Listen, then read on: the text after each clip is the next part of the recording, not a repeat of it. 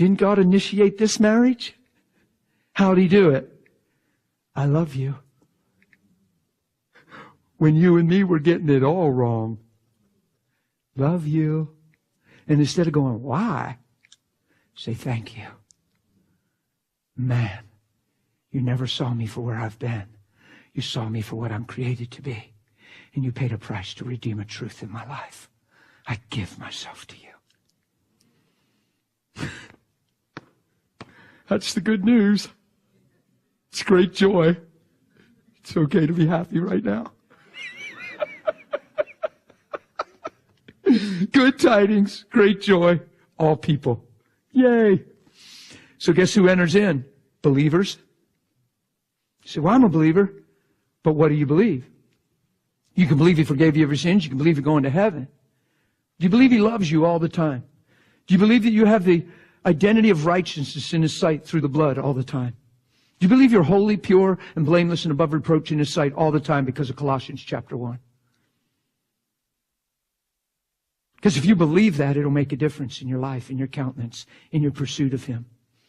I promise you, church, you will never pursue intimacy with Jesus unless you're settled on how He sees you first. If you see how He sees you, you're inspired to approach Him with boldness. And you say, yeah, but you don't know what I did this morning. Yeah, but I know what He did when He rose from the dead, when He went to that cross. I know what He accomplished. I know what His blood speaking. And I'm not making light of what you did this morning. What I'm saying is, how did what you do this morning keeps you from coming to Him? That's the reason you need to go to Him. Yeah?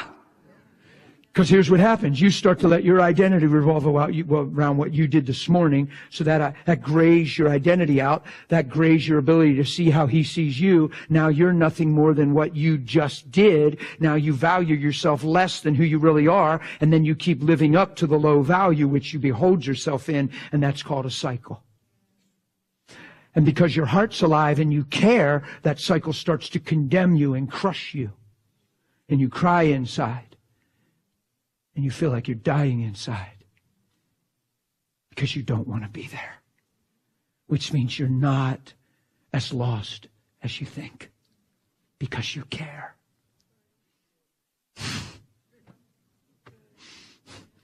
You couldn't condemn somebody if their heart wasn't pure, because it would have nowhere to land. They wouldn't care. Condemnation wouldn't even be a factor if somebody was as bad as the condemned person thinks they are. You wouldn't care enough to be condemned if you were as bad as you've judged. I know you've had people do this. They come to you and they tell you their stuff and they cry. And they tell you their secrets and their sins. And they're crying. You ever see that? Yeah. Oh, yeah. You know what I tell them? I say, man, I'm sure excited to see how the gospel's purifying your heart. And they go, purifying my heart? Didn't you hear what I just said I did? Well, I heard what you said you did. We'll talk about it in a second, but I see who you are, and that excites me. And if we're not careful, we're going to miss something here. You're going to start letting what you did be who you are instead of what He did be who you are. Because the fact that you're crying and you care, this thing's about to break in your life. Unless you identify yourself through it instead of Him. I'm excited for you. And they go, woo! And they usually cry because they want to believe. Why do they want to believe? Because they're alive right here. And the devil would love to change their mind. You've seen that before. Boy, I've seen it. Woo! Man, I'm so excited to see how pure you're becoming. Who knows my buddy Todd White? You guys, some of you know him. He called me one day, crying his eyes out. He said, I blew it, man. A couple weeks into him getting baptized, it was a week or two, he said, I fell, man. So what do you mean you fell? I used last night, dude. I got me stuff, man, and I used. And he's tore up. Such a failure. Oh, man, I'm going to let her down. I'm going to let God down. I'm going to let Jackie down. I'm just such a failure, man. I said, well, let me ask you something. When's the last time you cried over using? And he got real quiet. And all of a sudden he went,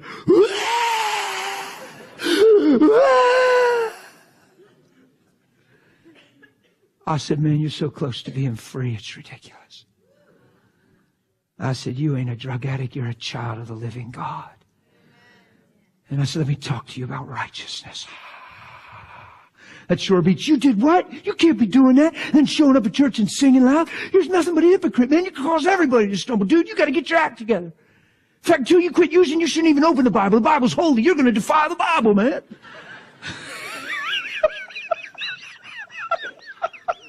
There's some counsel out there that's pretty close to that. Get it straight and come to Him. Instead of come to Him and He'll get it straight in you. So I just told Todd, I said, that's amazing. Your heart's changing, man. I said, you're closer than you realize to being free. And I explained a little bit to him. It's not that you're saying it's okay to use. You're explaining why it's happening. And this thing's trying to encroach on his value.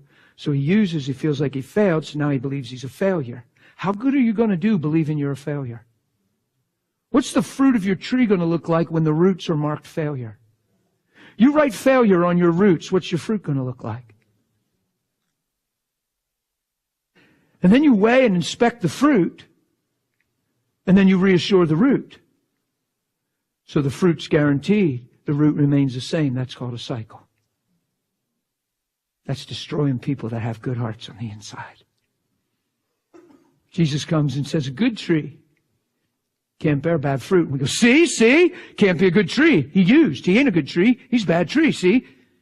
Bad fruit. Good tree can't bear bad fruit. So can't be a good tree, has to be a bad tree. That's what people do. But he turns right around and says, a bad tree can't bear good fruit. A bad tree can't bear good fruit. You say, no, wait a minute. Not everything on my life is a throwaway. There's some things God's really done and changed. And man, I see a few bad and nasty apples that need to be plucked, but not everything in my life is a throwaway. God's been doing a work in me. Now I'm really confused.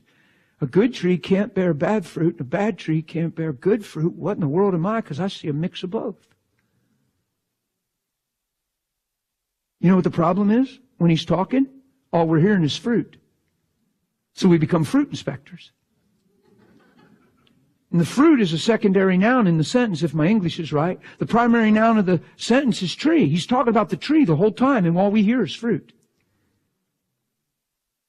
A good tree can't bear bad fruit. A bad tree can't bear good fruit. The tree is the primary noun. The whole subject of the sentence is the tree, and all we're doing is assessing fruit. What's he saying? If you know who you are, your life will reveal it. If you're not sure, your life will reveal it. Therefore, make a tree good. Tell people who they are now that he came, and their fruit will be good. Don't say shape up. If you love him, you won't do that anymore. Don't tell people that. You see, well, the Bible says if you love me, you obey me. Yeah, but that's in relationship. If you love me, you obey me. It's simple. If you love me, you don't have to try to obey me. You obey me because you love me. But if you tell people, well, if you love him, do it right. That's a legalistic challenge, and men will get crushed through that teaching. Are you hearing? So make a tree good and the fruit will be what? Make a tree bad. Fail to tell people who they are.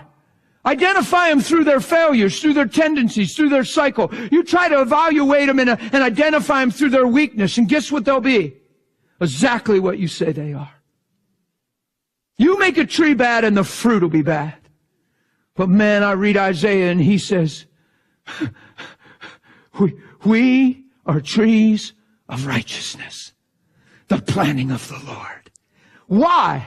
That we might be blessed, that he might be glorified.